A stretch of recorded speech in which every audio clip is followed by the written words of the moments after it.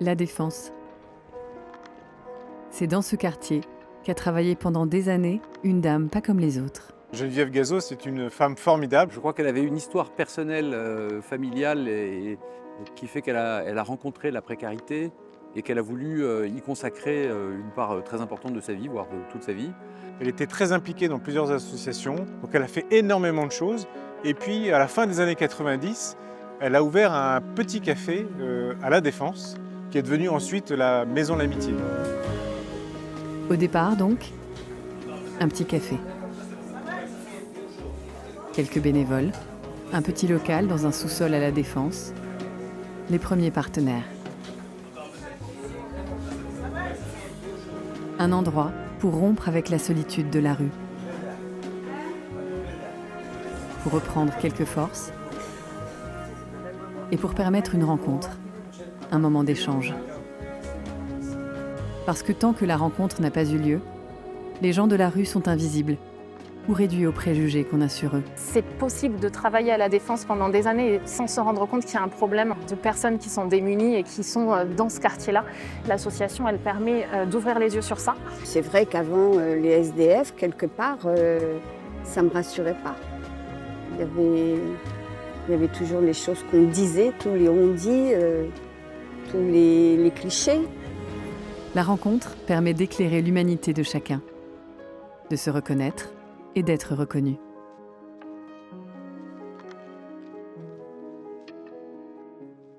En quelques années, la fréquentation augmente déjà. Le réseau de bénévoles s'étoffe, l'association trouve un local mieux adapté et devient officiellement la Maison de l'Amitié. Son ADN se précise. Que chaque occasion soit un moment d'échange, de rencontre. À chaque fois qu'on se pose la question de créer un nouveau service pour les accueillis, on regarde ce service comme un moment d'échange. Le fait qu'on soit situé à La Défense, donc quartier des affaires, finalement quartier du 440. Et entre la Maison de l'Amitié et le quartier des affaires, finalement, c'est deux faces d'un même monde. Le principe de l'inconditionnalité, c'est-à-dire d'accueillir tout le monde, quel que soit son parcours de vie, au sein de cette maison de l'Amitié.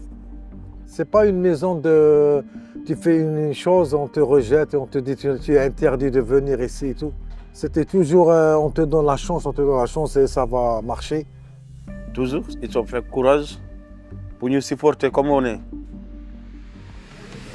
Accueillir et répondre aux besoins de première dignité. Distribuer une boisson chaude, un sandwich, une collation. Offrir un moment de repos. Permettre de prendre une douche, de laver ses vêtements, aider à trouver un hébergement. Et puis, essayer de prolonger la rencontre, de tisser un lien, malgré l'augmentation tristement galopante de la fréquentation ces 10 dernières années. Là, je suis là, je n'ai pas de famille. Moi, ma famille, c'est Maison de l'Amitié. Tu as vu, aujourd'hui, j'ai venu mon anniversaire. Tu as vu comment ils sont faits. Quand c'est pas famille, il n'y a personne qui fait comme ça pour toi. En respectant la liberté des personnes et en proposant des services et des actions qui répondent à leurs besoins dans toutes leurs dimensions. On vient au vestiaire pour trouver de nouveaux vêtements,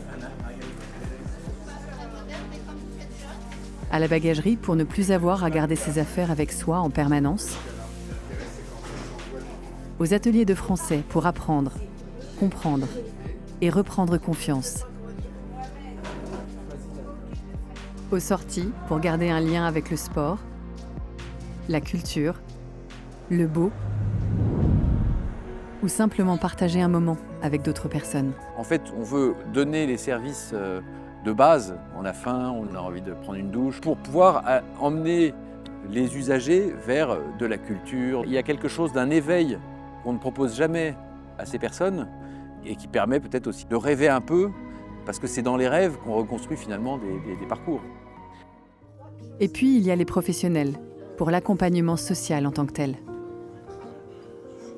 Depuis presque une quinzaine d'années, il y a maintenant une équipe de salariés, essentiellement des travailleurs sociaux, qui ont renforcé le dispositif et qui apportent leur savoir-faire. Dans tous les cas, on ne fait rien sans la personne et on ne fait pas les choses à la place de la personne. Et ça, c'est essentiel dans le travail social. Et c'est ce qu'on fait ici.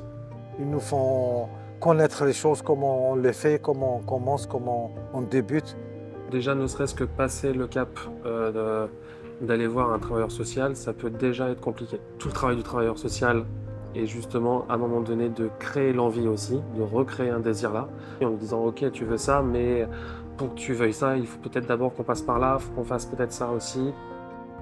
Des professionnels encore, pour des consultations santé, allant du soin de médecine générale à des sujets autour de la psychologie ou de l'addiction. C'est un lieu d'accueil, c'est un vrai lieu d'accueil, multidisciplinaire. Donc pour moi, médecin, c'est très important parce que ça me permet de me connecter avec la réalité de ces patients, réalité sociale, réalité psy, réalité addictive, puisque sur place, on a la possibilité de travailler avec différents corps de métier, de santé et de prévention également. Face à des parcours de vie souvent très difficiles et complexes, il n'y a pas de solution miracle, pas plus que de solutions rapides. Quelquefois même, je les admire. Parce que voilà des gens qui rencontrent des situations même pas imaginables, mais ils ne se plaignent pas. Vous ne les voyez pas se plaindre. Toute démarche sociale est longue et peut être très longue. La rencontre se fait sur le temps long. C'est un des points importants qui sous-entend du coup un engagement de chacun sur la durée. Donc d'accepter que le parcours ne sera pas linéaire et progressif comme on le souhaite, qu'il va y avoir des hauts, des bas, que la personne peut arrêter à un moment donné, claquer la porte, mais revenir dans 1 an, 2 ans et qu'on reparte de zéro, ça peut être très frustrant comme travail, mais c'est la vie qui veut ça et c'est le travail avec l'être humain qui veut ça. Alors, pour durer, la Maison de l'Amitié est particulièrement attentive à ses équipes, bénévoles et salariés. Parcours professionnel, formation, temps d'échange et de récupération, analyse des pratiques, flexibilité dans l'organisation du travail. Autant d'axes sur lesquels la Maison de l'Amitié travaille et continue de progresser tout en gardant les personnes accueillies au cœur de son action. Et bien sûr, il y a tous les partenaires. Des partenaires opérationnels, avec des structures du champ médico-social, mais aussi des entreprises et associations qui, par leurs dons en nature, pourvoient 15% des besoins de l'association. Et puis des partenaires financiers, où l'on va trouver des particuliers, mais surtout des structures publiques et privées souvent encore éloignées de la défense, qui permettent à la Maison de l'Amitié de financer ses actions année après année. Et les partenaires de la Maison de l'Amitié, d'abord, ce sont des partenaires qui sont des partenaires de la première heure et qu'on a encore aujourd'hui. Et qui nous permettent de réaliser beaucoup de projets. Ils sont extrêmement fidèles depuis le début de l'association. On a aujourd'hui en fait un bon équilibre entre le secteur privé et le secteur public qui accompagne la Maison de l'Amitié. On a à la fois les collectivités territoriales et l'État qui nous accompagnent. Après 25 ans d'existence et le lancement de magnifiques projets comme la bagagerie ou la salle à manger, premier restaurant solidaire du territoire, nous sommes aussi à l'aube de changements enthousiasmants, comme un déménagement indispensable ou l'ouverture d'un accueil pour femmes. Pourtant, le principal enjeu demeure que l'ensemble des acteurs du territoire prennent conscience de la capacité collective à améliorer une situation qui ne paraît pas digne. L'ambition et l'excellence comme espérance.